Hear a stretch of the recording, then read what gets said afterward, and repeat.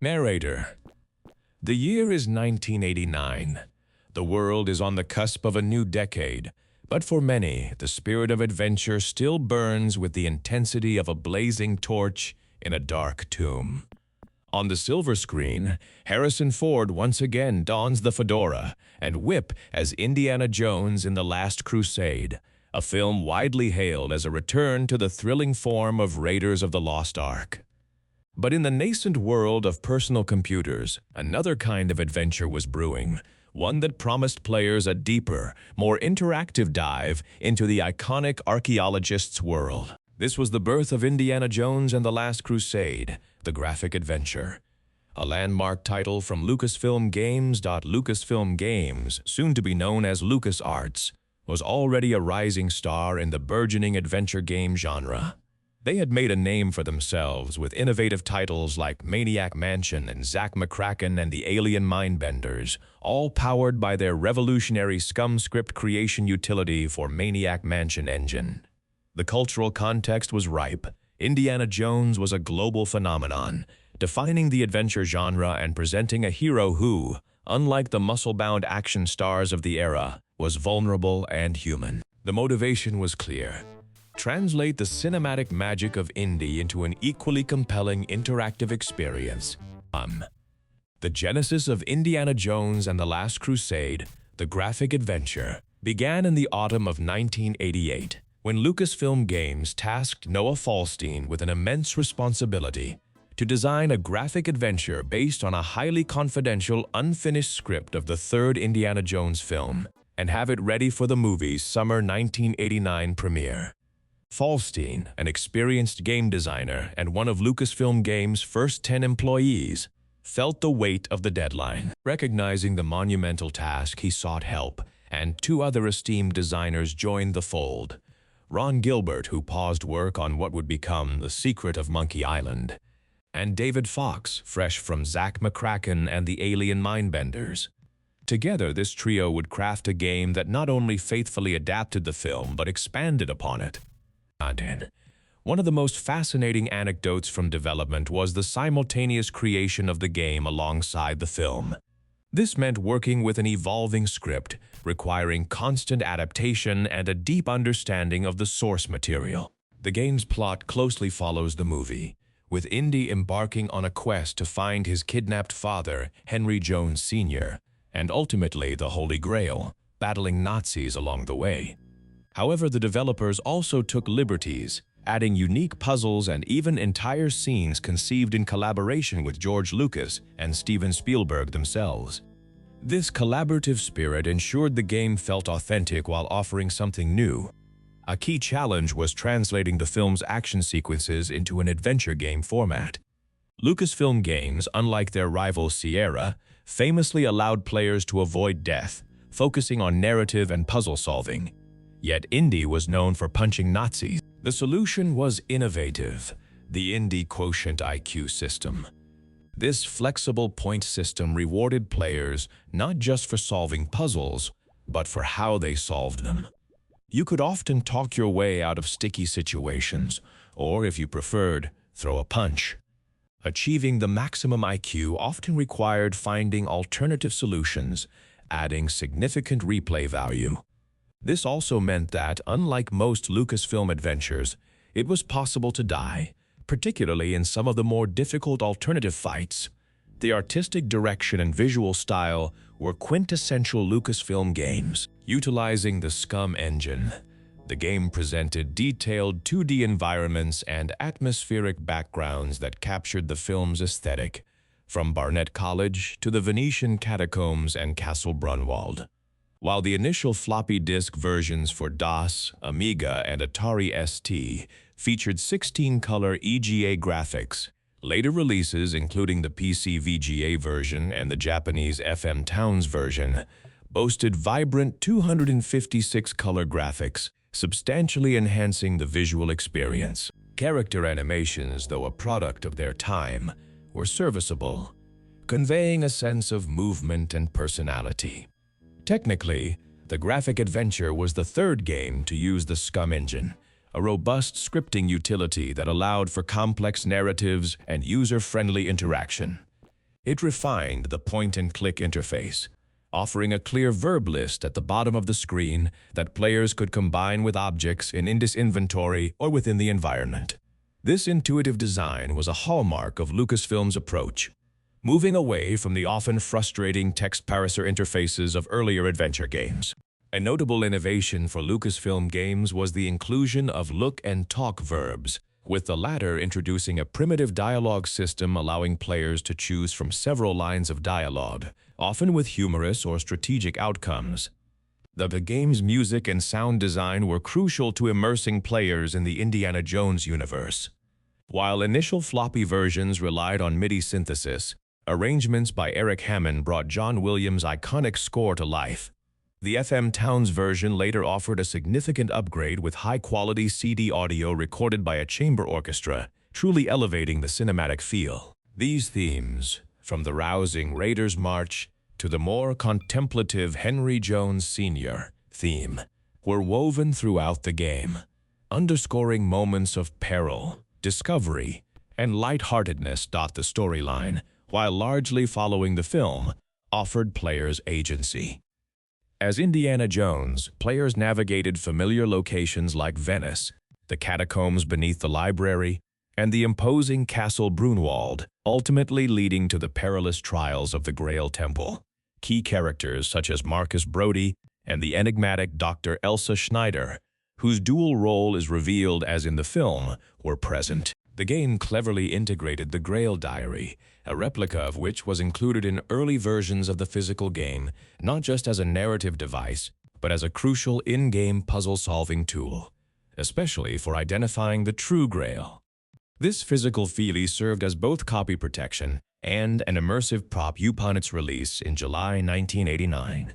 Indiana Jones and the Last Crusade, the graphic adventure, was met with widespread acclaim. Critics praised its graphics, sound, and playability, calling it a brilliant film tie-in and a superlative game in its own right. It was a commercial success for Lucasfilm Games, becoming their best-selling title at the time with over 250,000 copies sold. Publications like Computer Gaming World noted its cinematic qualities and well-designed puzzles, while Dragon Magazine awarded it a perfect 5 out of 5 stars. Amiga Power later ranked it among the best games ever made for the system at number 28, and PC Format included it in its list of the 50 best computer games of all time. The game's legacy is profound. It solidified Lucasfilm Games' reputation as a premier developer of graphic adventures, paving the way for further classics like Indiana Jones and the Fate of Atlantis. It demonstrated that movie tie-in games could be more than mere cash-ins, offering a thoughtful and expanded experience that honored the source material. The Indie Quotient system, with its emphasis on multiple solutions, was a progressive design choice that encouraged replayability and catered to different playstyles, a departure from the often rigid puzzle design of some contemporaries. The game's influence on the adventure genre is undeniable, contributing to the golden age of point-and-click titles. Over time, the perception of Indiana Jones and the Last Crusade, the graphic adventure, has evolved. While some later LucasArts titles, particularly The Secret of Monkey Island, refined the SCUM interface further, Last Crusade is still cherished for its faithful adaptation, clever puzzles, and groundbreaking design choices for its era. Players fondly recall the blend of humor, peril, and intellectual challenge, the satisfaction of outwitting Nazis with wit rather than just fists, and the immersive feeling of holding the physical Grail Diary in their hands while playing one. Notable obstacle, particularly for its German release, was the need to remove all swastikas from the game, a challenging task for the localization team given the software tools of the time. This detail underscores the meticulous effort involved in bringing the game to a global audience. Testimonials from developers, like Noah Falstein admitting to being overwhelmed by the responsibility of adapting such a beloved film, reveal the passion and dedication poured into the project. For many players, the game wasn't just a diversion. It was an extension of the cinematic magic, offering a chance to truly be Indiana Jones. As one player might recall, hours vanished, homework was mysteriously forgotten, and your bedroom became your own archaeological dig site. It's a game that, despite its age, continues to resonate, demonstrating the enduring power of classic adventure game design and the timeless appeal of a hero who always chooses wisely.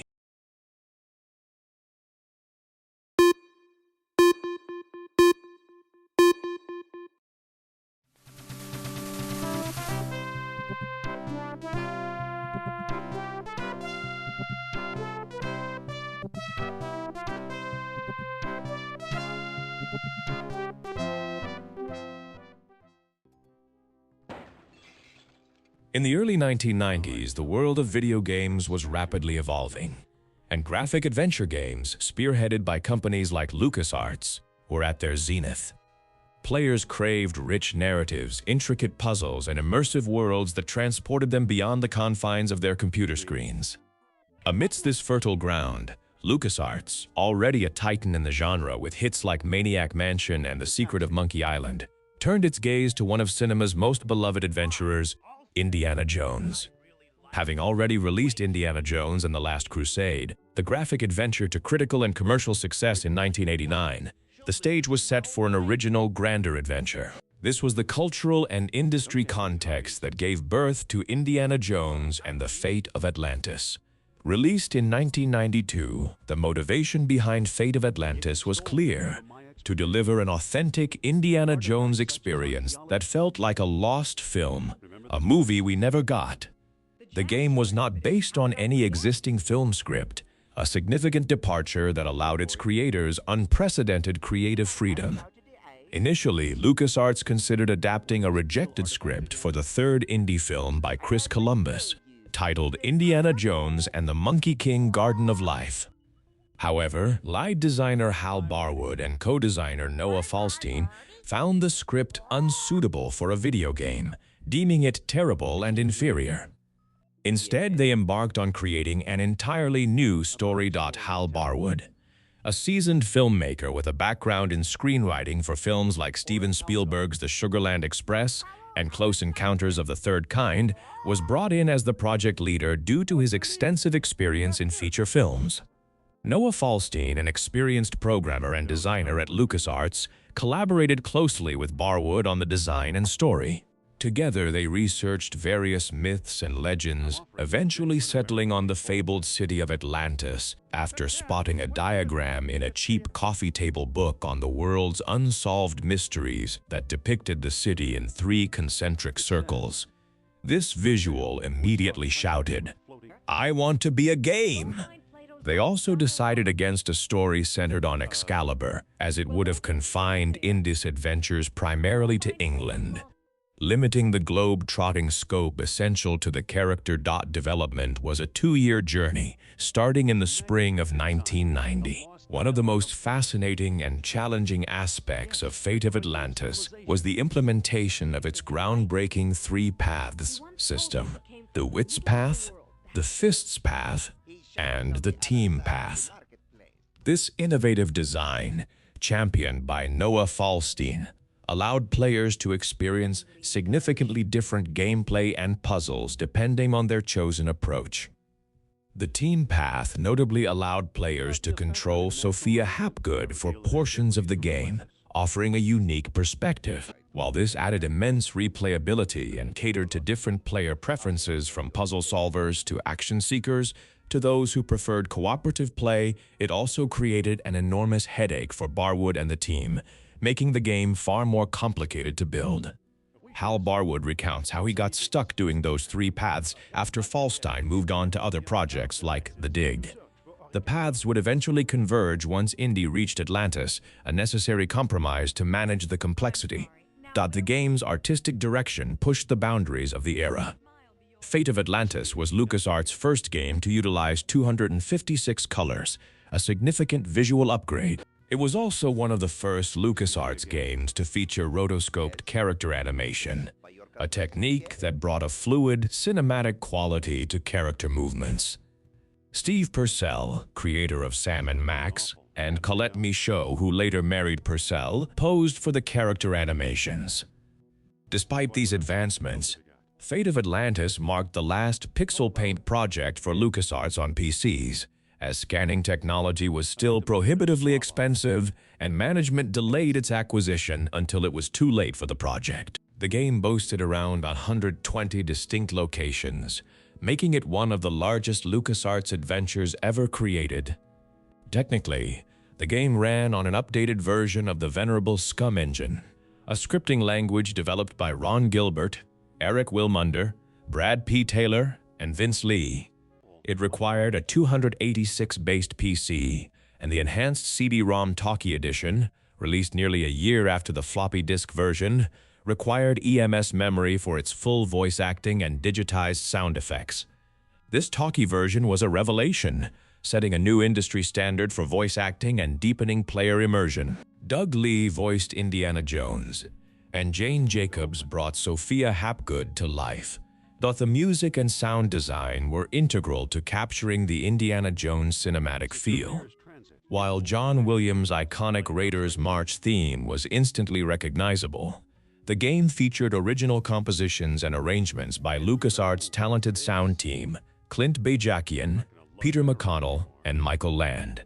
Their work ensured that the game not only sounded like an indie adventure, but also had its own memorable themes. The storyline of Indiana Jones and the Fate of Atlantis plunged players into a thrilling, globe-trotting adventure set in 1939 on the cusp of World War II. Indy, initially searching for a mysterious statue in the archives of Barnett College, soon finds himself embroiled in a race against Nazi agent Klaus Kerner to uncover the secrets of the legendary sunken city of Atlantis. His journey leads him to his old flame, Sophia Hapgood, a former archaeologist who has embraced psychic abilities and possesses a valuable Atlantean necklace, a crucial artifact linked to the Atlantean god Nur-Absal.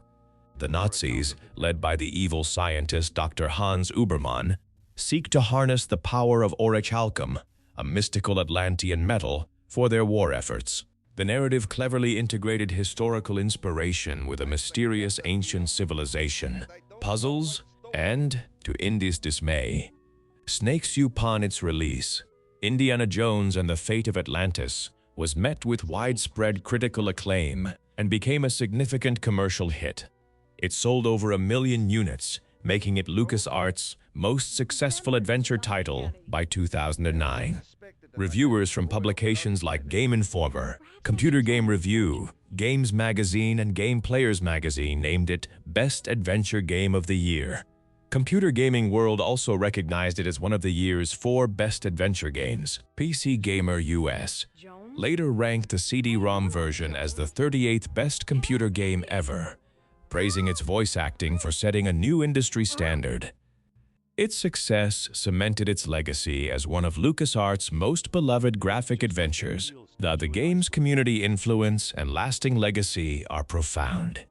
It is widely regarded by fans and critics alike as the quintessential Indiana Jones gaming experience, and even the greatest Indiana Jones game in history, often considered the 4th Indiana Jones installment that fans never got in theaters. Its innovative 3-path system was revolutionary for its time and hugely influential, with other adventure games like Blade Runner later adopting similar choice-driven narrative structures.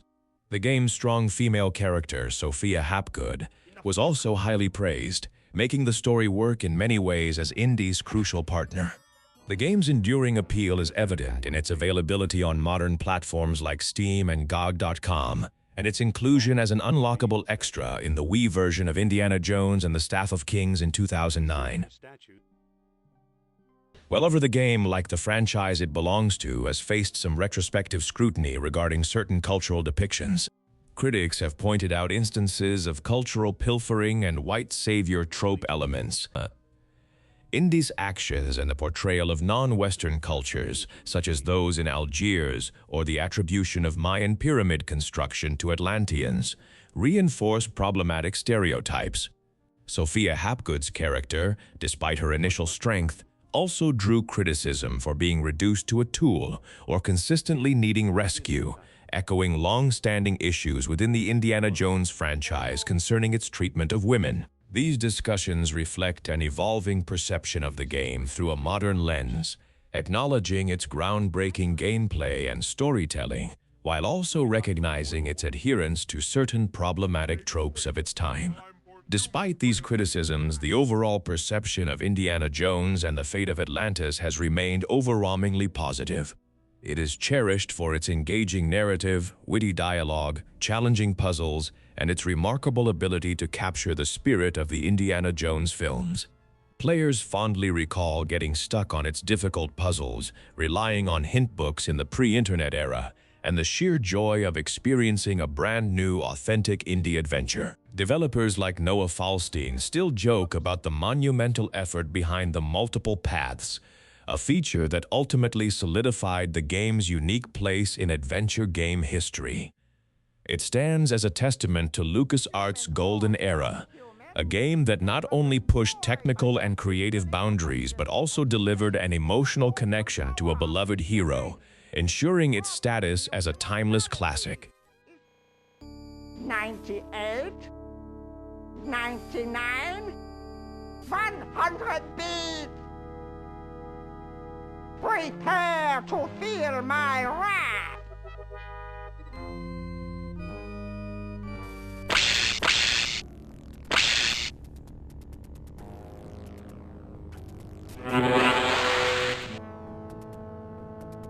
Ha ha ha ha!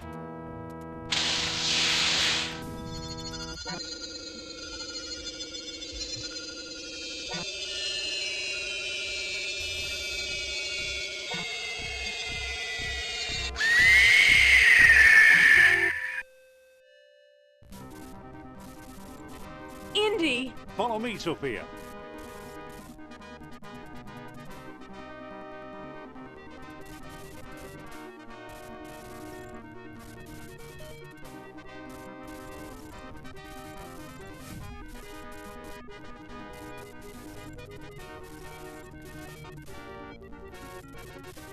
Hurry.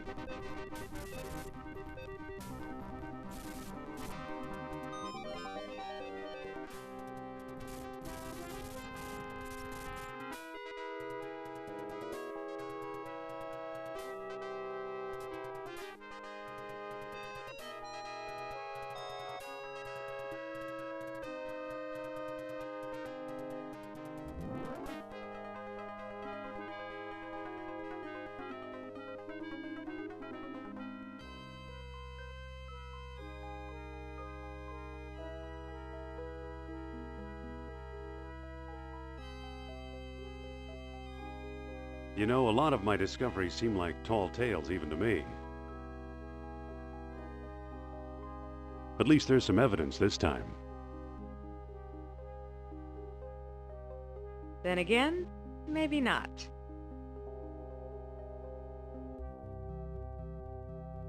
What was that for? To ease the pain.